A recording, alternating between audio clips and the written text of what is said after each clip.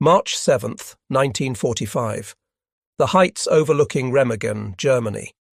Lieutenant Colonel Leonard Engerman raised his binoculars with hands that trembled not from fear, but from disbelief. Through the early afternoon haze, he witnessed something that contradicted every tactical assumption of the past 6 months. The bridge still stands. One bridge, the only bridge. Every German commander from the Rhine to the Elbe had received explicit orders to destroy all crossings before Allied forces could reach them. Yet there it stood, the Ludendorff Bridge, its twin stone towers rising like monuments to German engineering, its steel arches spanning the 300 metres of the Rhine River that represented Germany's last natural defence against invasion from the west. Lieutenant Karl Timmermann, standing beside Engerman, spoke the thought that would echo through history. We have to take it, right now, before they blow it to hell. What none of them understood in that moment was that the capture of this single structure would trigger the most catastrophic strategic collapse in German military history. A psychological demolition of Nazi defensive doctrine so complete that German officers would later describe it as the moment they knew with absolute certainty that the war was lost. The mathematics of this pivotal moment were being written not in the blood of soldiers, but in the cold calculus of strategic geometry. The Rhine was not merely a river, but a fortress 300 metres wide with currents swift enough to overturn assault boats, depth sufficient to drown armoured vehicles, and banks steep enough to trap advancing infantry. Since the days when Roman legions first gazed across its waters into the Germanic forests, the Rhine had stood as central Germany's traditional defence against invasion from the west. In March 1945, it represented Hitler's final hope for buying time to sue for a separate peace with the Western Allies or to transfer divisions from the collapsing Eastern Front for a last stand. The presence of a single intact bridge would shatter that strategic calculation in less than 10 minutes of combat. The context of catastrophe had begun building months earlier. The Battle of the Bulge, Hitler's last major offensive in the West, had ended in disaster by late January 1945. What German propaganda had called a decisive counter-offensive had instead consumed the Wehrmacht's last mobile reserves. Approximately 100,000 German casualties, 600 tanks destroyed, and the irreplaceable loss of veteran panzer divisions had left the German armies west of the Rhine as hollow shells of their former strength. By early March, 12 American divisions were pressing toward the river along a front stretching from the Netherlands to Switzerland. The German 15th Army, responsible for defending the crucial sector between Cologne and Koblenz, could muster barely 50,000 combat-effective troops against a force 5 times that size. The bridge itself carried a bitter irony lost on neither side. Named after General Erich Ludendorff, Germany's brilliant but ultimately unsuccessful First World War strategist, the structure had been built between 1916 and 1919 primarily by Russian prisoners of war. Those prisoners, working under brutal conditions, had constructed their bridge too well. Steel trusses designed to carry the weight of fully loaded military trains. Stone towers at each end containing 3 stories of defensive positions, 4 massive stone piers sunk deep into the Rhine's bedrock. The original specifications called for demolition chambers built into the structure itself, cavities designed to hold explosives so the bridge could be destroyed before falling into enemy hands. The French occupation forces after World War I had filled those cavities with concrete. When Hitler retook the Rhineland in 1936, German engineers had attached 60 zinc-lined boxes to the bridge's girders, each designed to hold 3 kilograms of explosives. The system was engineered to detonate simultaneously, dropping the entire structure into the Rhine in seconds. But fate and Hitler's paranoia had intervened in October 1944. An American bomb struck the Mulheim Bridge in Cologne, detonating its pre-positioned demolition charges and destroying the bridge before German forces intended. Hitler's rage was volcanic. He ordered the immediate court-martial of the officers responsible and demanded that all demolition charges on Rhine bridges be removed and stored nearby. New orders specified that charges could only be replaced when Allied forces came within 8 kilometres, and bridges could only be destroyed by written order from sector commanders. The policy created a nightmare scenario for German officers. Blow a bridge too soon and face court-martial for destroying vital retreat routes. Wait too long and face execution for allowing strategic infrastructure to fall into enemy hands. The psychological pressure paralysed German decision-making at precisely the moment when decisive action was most critical. The American advance toward Remagen had been designated Operation Lumberjack, a modest name for what would become one of the most consequential movements of the entire war. The operation's primary objectives were the capture of Cologne and Koblenz, two ancient cities controlling vital Rhine crossings. The American First Army under Lieutenant General Courtney Hodges drove eastward through the Eifel region, facing German resistance that had degraded from organised defence to desperate delaying actions. The German commanders had no illusions about stopping the American advance. Their orders were simply to delay, to buy time for more troops to retreat across the Rhine before the bridges were blown. Major General John Leonard's 9th Armoured Division, nicknamed the Phantom Division because German intelligence repeatedly reported it destroyed only to encounter it again days later, led the American spearhead. The morning of March 7th began with fog blanketing the Rhine Valley. German command chaos had reached levels that would have been considered impossible in the Wehrmacht of 1940. General Edwin von Rothkirch, commander of the 53rd Corps responsible for the Remagen sector, had accidentally wandered into American lines on March 6th and been captured. His replacement, General Richard von Bothmer, could not reach Remagen because American units had already cut the roads. At 1 in the morning on March 7th, General Otto Hitzfeld of the 67th Corps was informed that he now bore responsibility for defending the Ludendorff Bridge, despite being 64 kilometres away and having never seen the structure. Hitzfeld immediately dispatched his adjutant, Major Hans Scheller, to take command of the bridge defence. Scheller departed at 3 in the morning with 8 men and a radio, intending to commandeer retreating units to form a defensive perimeter. The journey became a nightmare of wrong turns, American roadblocks and fuel shortages. The radio unit became separated. Scheller did not arrive at Remagen until 11:15, less than 2 hours before American forces would crest the heights overlooking the town. Captain Willy Bratke, the German commandant actually present at Remagen, commanded a force that existed more on paper than in reality. His official strength was listed as 600 men. The actual combat power consisted of 36 soldiers, most of them either wounded, elderly, or young boys from the Volkssturm militia.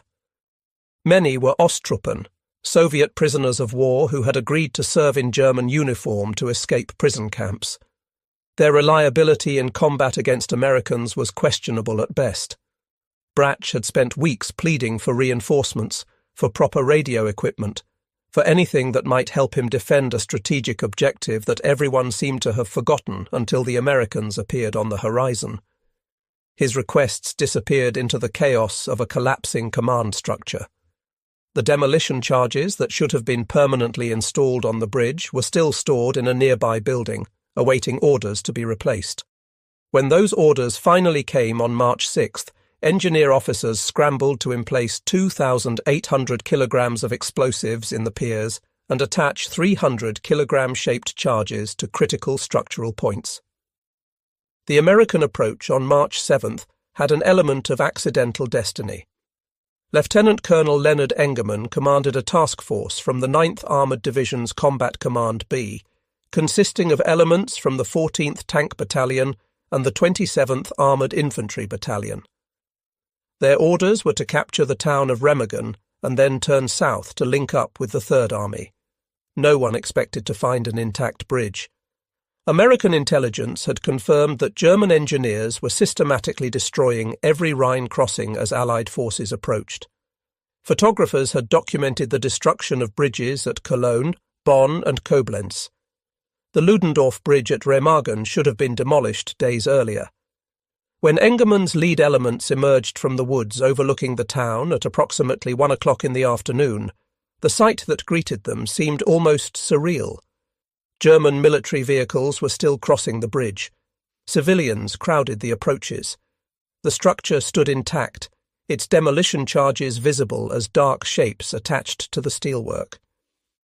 Lieutenant Karl Timmermann, a 22-year-old platoon leader who had been born in Frankfurt, Germany, in 1922 and had emigrated to the United States with his parents as an infant, would lead the assault. He spoke fluent German and understood the significance of what they were seeing better than most. The bridge represented something far more valuable than a crossing point. It represented the last barrier's failure, the final natural obstacle overcome not by massive assault, but by a combination of luck and German paralysis. Brigadier General William Hoge, commander of Combat Command B, arrived at the heights at approximately 2:45. He grasped the strategic implications immediately. This was not merely an opportunity to cross the Rhine, but a chance to vault 3 weeks ahead of Montgomery's meticulously planned Operation Plunder scheduled for late March. Hoge made the decision that would define his military career. "We're taking that bridge. Now." The German defenders were caught in the worst possible tactical situation. Major Scheller had arrived at the bridge approach just over 2 hours earlier, exhausted from his nightmarish journey and stunned by what he found. Captain Bratch briefed him in minutes. The bridge was prepared for demolition with electrical detonators controlled from the eastern tunnel entrance. A backup system consisted of a fuse that could be lit manually. The defensive perimeter was non-existent. Most of the troops Scheller expected to commandeer were already across the bridge or bypassing Remagen entirely. The fog that had blanketed the morning had lifted at precisely the wrong moment, giving American artillery observers perfect visibility. At approximately 3:15 in the afternoon, American tanks appeared at the western approach to the town. The time for deliberation had ended. The assault on Remagen town itself took less than 30 minutes. Lieutenant John Grimball's platoon of M26 Pershing tanks, the newest and most powerful American tanks in the European theatre, led the advance. The Pershings were so new that most German troops had never seen them. Armed with 90mm guns capable of penetrating any German armour, they represented yet another symbol of American industrial supremacy. The tanks fired white phosphorus rounds to create smoke screens and hammered German positions with high explosive shells. Timmermann's infantry followed, moving through streets that showed the scars of years of Allied bombing. Remagen had been a picturesque Rhine resort town before the war. By March 1945, more than half its buildings had been reduced to rubble. The few German soldiers attempting to defend the town fell back quickly. Most simply fled across the bridge. Captain Bratch, watching the American advance from his position near the bridge's western tower, knew the moment had arrived. At 3:20, he gave the order to blow the western approach ramp. The explosion created a crater 3 meters wide, preventing American tanks from driving directly onto the bridge. But the main structure remained standing. The race for the bridge became a matter of minutes and meters. American tanks positioned themselves at the western end, their 90mm guns hammering German positions on the eastern heights. The Erpelerlei, a 180-metre basalt cliff rising on the eastern bank, bristled with German anti-aircraft guns that now depressed their barrels to fire directly at American troops. Timmermann's infantry, approximately 120 men from A Company, 27th Armoured Infantry Battalion, began moving across the bridge at approximately 3:50. They advanced in short rushes, using the bridge's stone towers and railings for cover. German machine guns opened fire from the eastern towers and from positions in the tunnel mouth beyond. Bullets ricocheted off steel and stone, creating a deadly crossfire. Several Americans fell in the first seconds. The rest kept advancing. Major Scheller, watching from the tunnel entrance on the eastern side, faced the most consequential decision any German officer would make that day. The bridge was loaded with explosives. The electrical detonation system was ready. American troops were halfway across. Every instinct, every principle of military doctrine demanded he blow the bridge immediately. But Lieutenant Karl Peters of the anti-aircraft artillery had approached him minutes earlier with a desperate plea. Peters commanded a battery equipped with the new Henschel HS-297 rocket launcher system, a top-secret weapon that fired 24 high-velocity anti-aircraft rockets with unprecedented accuracy. The battery was still on the western side of the bridge.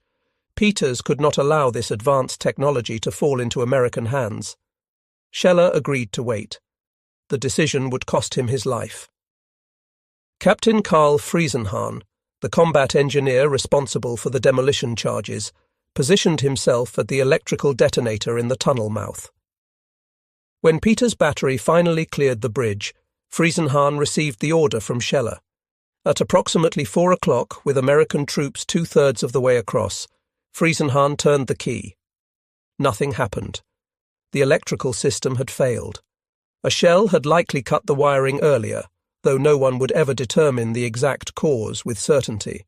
Sergeant Alex Drabick, a 34-year-old from Toledo, Ohio, became the first American soldier to set foot on the eastern bank of the Rhine, since Napoleon's armies had crossed in the opposite direction over a century earlier. Behind him, Timmerman and the rest of A Company kept coming. Engineer Sergeant Eugene Dorland and his team began systematically cutting every wire they could find, racing to disconnect the remaining demolition charges before German engineers could activate the backup system. Corporal Anton Faust, a German engineer, volunteered for a desperate mission. He ran from the tunnel, dashed across approximately 100 meters under direct fire, and ignited the backup fuse by hand. The explosion that followed at approximately 4:15 sent shockwaves through the structure. The bridge lifted several inches off its foundations, then settled back. Smoke and debris filled the air. American soldiers on the bridge were thrown to the deck. But when the smoke cleared, the structure still stood. The main steel arches had been damaged but remained intact. The 6-inch sag in the roadbed was traversable. The bridge held. The race was over. The Americans had won. The immediate aftermath was chaos controlled by training and determination.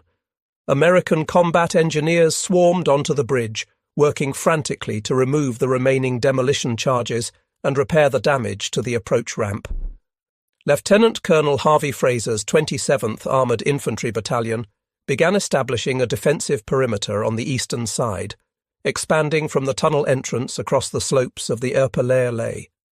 German resistance collapsed with stunning rapidity. Captain Bratje and most of his remaining troops took shelter in the 400-metre railroad tunnel that ran beneath the Erpelleerlee. By 5:30 in the evening, Lieutenant Timmerman and his men had secured the tunnel entrance and captured several hundred prisoners, most of them relieved that their war was over. Major Scheller made a fatal decision born of desperation. Realizing that the bridge was lost and that he bore formal responsibility for its defence, he commandeered a bicycle and rode east to find his corps headquarters and explain what had happened. He would be arrested 4 days later, court-martialed, and executed by firing squad as a scapegoat for a failure that had dozens of fathers. News of the bridge's capture travelled up the American chain of command with the speed of an electrical current. At approximately 5 o'clock, Brigadier General Hoger radioed his division commander, Major General John Leonard, with words that were terse and miraculous in equal measure. "We got the bridge."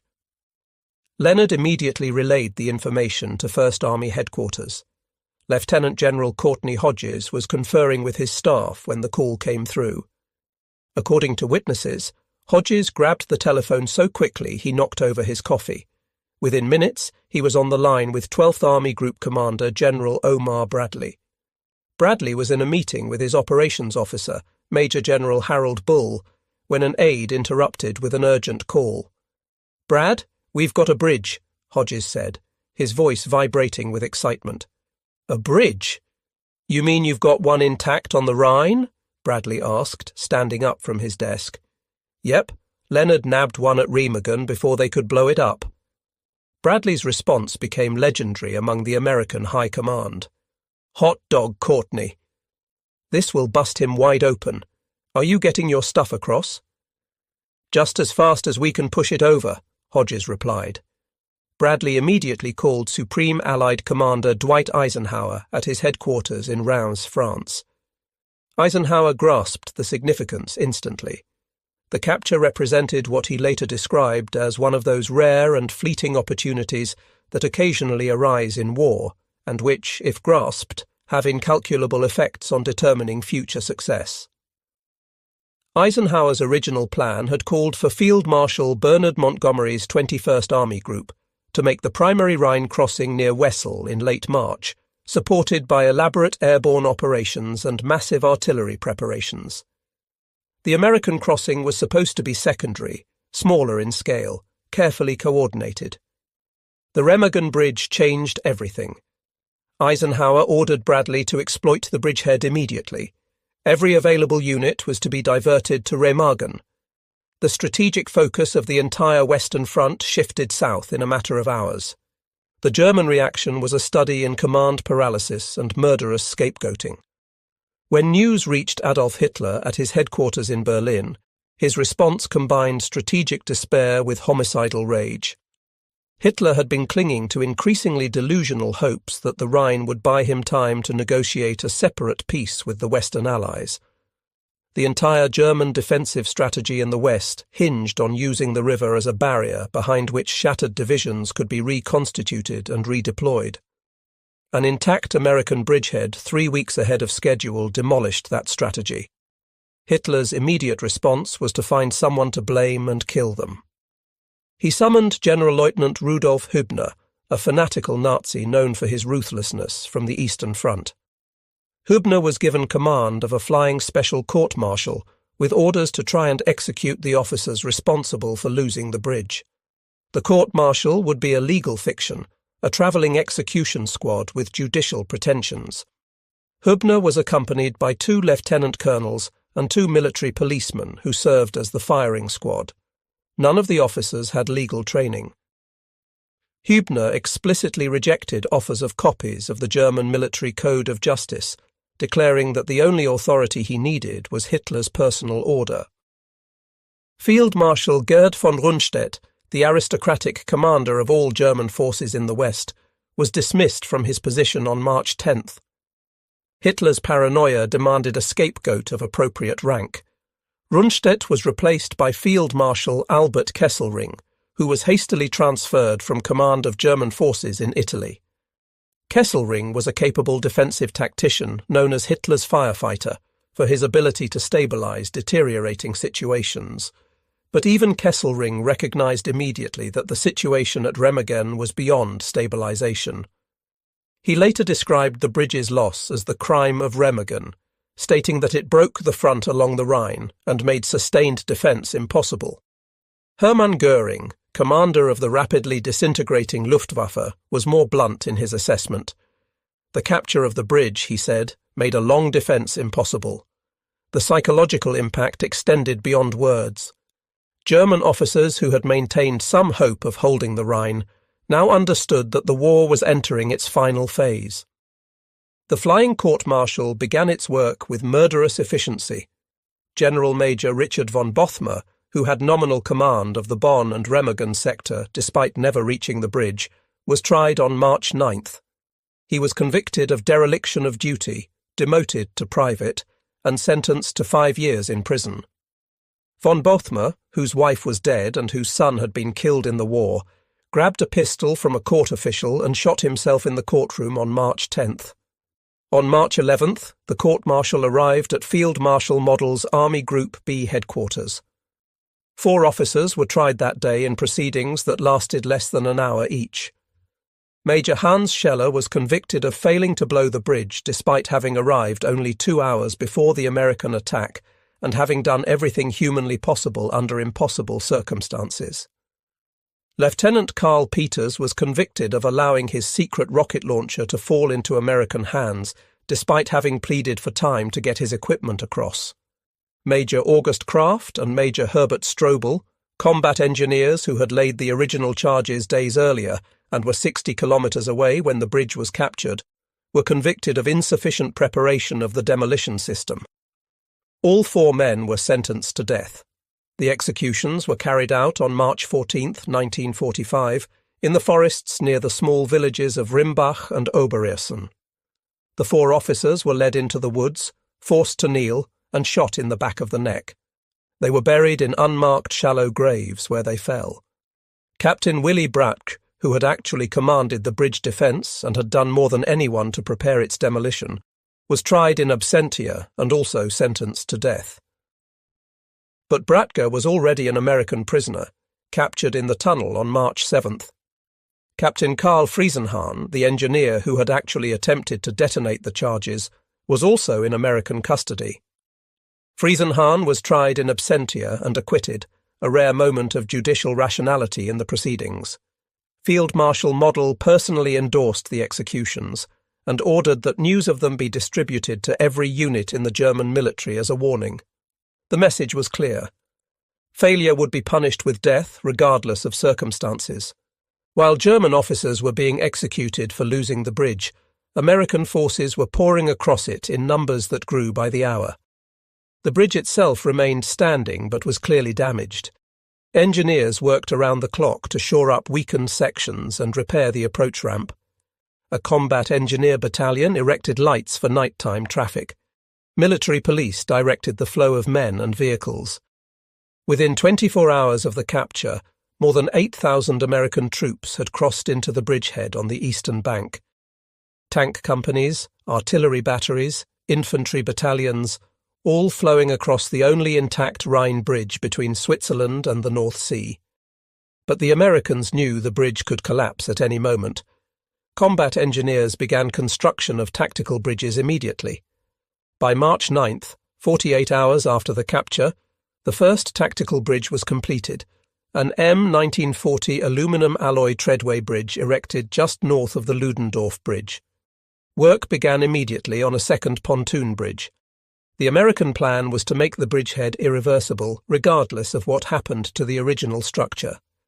The German response to the bridgehead was everything Hitler's strategic reserves could muster, which by March 1945 meant a collection of ad hoc battle groups thrown together from shattered divisions and rear echelon units. The Luftwaffe, which had been reduced to a shadow of its former strength, launched repeated air attacks against the bridge. Over the next 10 days, American intelligence counted 367 separate German air sorties targeting the Remagen area. The Americans responded by assembling the largest concentration of anti-aircraft artillery in the European theatre. 5 anti-aircraft battalions with hundreds of guns created a defensive box around the bridge.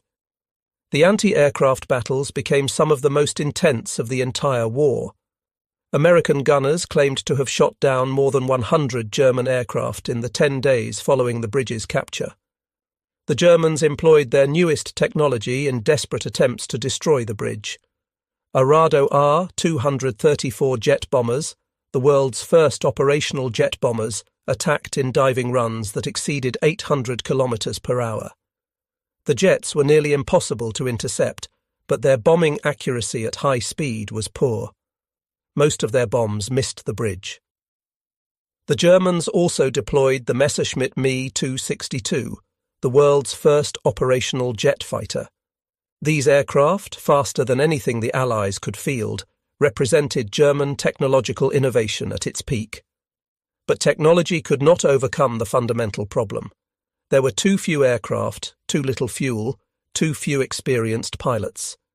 The German air attacks inflicted casualties and damage, but failed to destroy either the original bridge or the tactical bridges being erected alongside it. Hitler personally authorized the use of V-2 rockets against the bridge, marking the first and only time these strategic weapons were employed against a tactical target. The V-2, a ballistic missile that reached speeds exceeding 5,000 kilometers per hour, was designed to terrorize London, not to hit precise military targets. 11 V-2s were launched at Remagen from launch sites in the Netherlands, 130 kilometers away.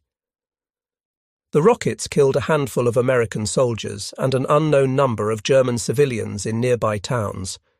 Not one hit the bridge. The Germans sent frogmen down the Rhine, 7 naval demolition specialists wearing Italian-made underwater breathing apparatus. The Americans detected them using canal defense lights, a secret technology that projected intense beams across the water surface. All 7 frogmen were killed or captured.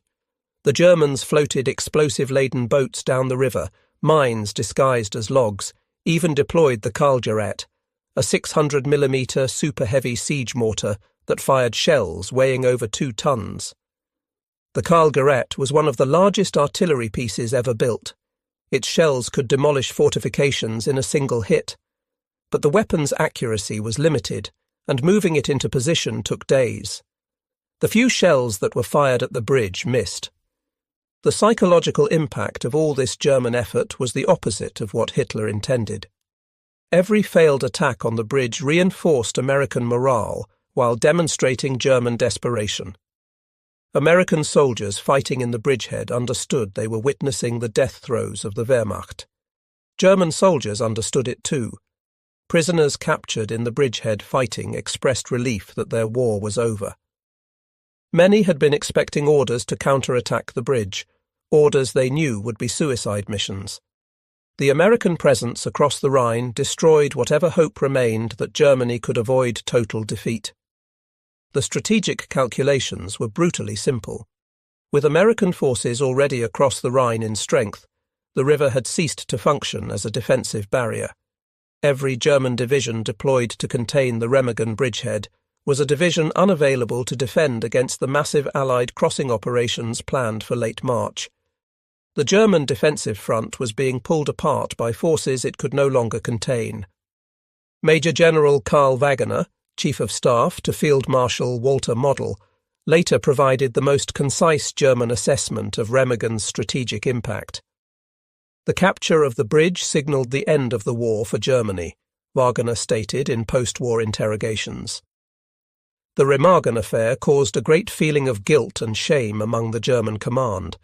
It demonstrated that the Allies now had complete initiative and that German forces could only react, never seize the advantage. The failure to destroy the bridge symbolized the complete breakdown of German command and control, the inability to execute even basic military operations. For German officers trained in the Prussian tradition of military excellence, this failure cut deep. It was not merely a tactical defeat, but a moral collapse, proof that the Wehrmacht that had conquered Europe in 1940 had disintegrated beyond recognition. The bridge collapsed on March 17th at approximately 3 in the afternoon. The structure had stood for 10 days under conditions no engineer had ever anticipated. American traffic had been continuous, thousands of vehicles crossing and recrossing. German artillery had scored direct hits and near misses.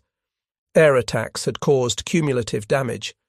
The vibrations from nearby explosions had stressed metal fatigued by decades of use and the failed German demolition attempt on March 7th. Witnesses reported hearing rivets popping like gunshots in the minutes before the collapse. A vertical hanger on the southern arch snapped, then another.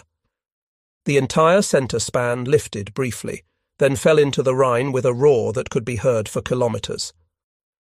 28 American combat engineers died in the collapse, with over 60 injured. Most were members of the 276th Engineer Combat Battalion, who had been working on repairs at the moment of failure. The irony was bitter. The men who had saved the bridge through their frantic work to disarm German demolition charges now died because their repairs could not overcome the accumulated damage. But by the time the bridge fell, it had become strategically irrelevant. American combat engineers had completed 2 tactical bridges and were finishing a third. Pontoon bridges, treadway bridges, and Bailey bridges now spanned the Rhine at multiple points near Remagen. More than 25,000 American troops had crossed the damaged Ludendorff Bridge before it fell. After its collapse, the rate of crossing actually increased because the tactical bridges could handle heavier traffic. By March 25th, 18 days after the bridge's initial capture, over 125,000 American troops had crossed the Rhine at Remagen. 6 entire divisions with their tanks, artillery and supply trains had established themselves east of the river. The bridgehead was 8 miles deep and 25 miles wide. It included 11 kilometres of the critical autobahn connecting the Ruhr industrial region with Frankfurt. American forces were positioned to drive deep into central Germany. The breakout from the Remagen bridgehead began on March 25th. American armoured divisions that had been constrained by the narrow bridgehead perimeter suddenly exploded eastward. Combat Command B of the 9th Armoured Division covered 108 kilometres in a single day. Combat Command A advanced 110 kilometres in 11 hours. German resistance, which had been fierce in the narrow confines around the bridge, evaporated across the wider front. Entire German units surrendered rather than face annihilation. On March 29th, Combat Command A captured more than 1,200 prisoners in a single engagement. The American advance was so rapid that German commanders lost track of their own units. Field Marshal Model's Army Group B, which had numbered approximately 325,000 men before the Remagen breakout, began to disintegrate. Divisions lost contact with Corps headquarters. Corps lost contact with army commands. The command structure that had held the Wehrmacht together through 5 years of war was coming apart. The strategic implications cascaded through the German defensive system. Field Marshal Model found himself commanding an army group that was simultaneously trying to defend against the Remagen bridgehead, contain American forces breaking out from other Rhine crossing sites, and prevent encirclement of the Ruhr industrial region. All three objectives were impossible to achieve with the forces available. The Ruhr, Germany's industrial heart and the source of 80% of its coal and steel production, was about to be cut off. Model understood that losing the Ruhr meant losing any possibility of continued war production. Without coal and steel, the Wehrmacht could not replace losses, could not fuel its vehicles, could not manufacture ammunition. The loss of Remagen Bridge had created the conditions for the loss of the Ruhr. The loss of the Ruhr meant the end of the war. By March 31st, 3 weeks after the capture of the Ludendorff Bridge, all 4 American armies operating on the Western Front had crossed the Rhine. The crossing that Allied planners had anticipated would require elaborate amphibious operations, massive casualties, and weeks of fighting had been accomplished with stunning speed. The Rhine, which had held the Roman legions at bay and served as Germany's western rampart for 2 millennia, had been breached at multiple points in less than a month. Eisenhower's assessment captured the magnitude of the achievement. "We were across the Rhine on a permanent bridge," he wrote in his memoirs. The traditional defensive barrier to the heart of Germany was pierced. The final defeat of the enemy, which we had long calculated would be accomplished in the spring and summer campaigning of 1945, was suddenly now, in our minds, just around the corner. The American assessment was echoed by observers from other nations. War correspondents declared that the war had been shortened by months. British Field Marshal Bernard Montgomery, whose carefully planned Operation Plunder Rhine crossing had been eclipsed by the American success at Remagen, acknowledged the strategic significance. Soviet commanders, watching the rapid Allied advance from the east, accelerated their own operations to ensure they reached Berlin first. The race for Germany had become a sprint, and the starting gun had been fired at Remagen. German military authorities offered varying assessments of how much the loss of the bridge had shortened the war. Some claimed weeks, others months. The truth was that precise calculations were impossible because the strategic effects were systemic rather than linear. The bridge's capture had not merely advanced the Allied timetable, but had fundamentally altered German strategic options. Before Remagen, German commanders could imagine holding the Rhine through April and possibly into May, using the time to reinforce defences around Berlin and negotiate with the Western Allies for a separate peace that would allow concentration against the Soviets. After Remagen, such calculations became fantasy. The Rhine had fallen 3 weeks ahead of schedule. German reserves that should have been used to defend against Montgomery's crossing in the north had been consumed in futile attempts to eliminate the Remagen bridgehead. The psychological impact on German troops was incalculable but devastating. Colonel F. Russell Lyons, the Third Corps engineer whose men had captured and held the bridge, estimated that having an intact bridge saved the Allies 2 months of fighting and 35,000 casualties. This calculation was based on comparing the Remagen crossing with the amphibious operations required at other Rhine crossing sites. At Wesel, where Montgomery's Operation Plunder unfolded, the British and Americans assembled over 1,200 artillery pieces, conducted elaborate airborne drops, and suffered substantial casualties despite overwhelming superiority. At Remagen, American forces had crossed with minimal casualties because the bridge eliminated the need for assault boats, the most vulnerable phase of any river crossing. Historian Ken Heckler, who conducted extensive post-war interviews with participants from both sides, concluded that the capture of the Ludendorff Bridge materially hastened the ending of the war. Other historians suggested the capture shortened the war by approximately 6 months.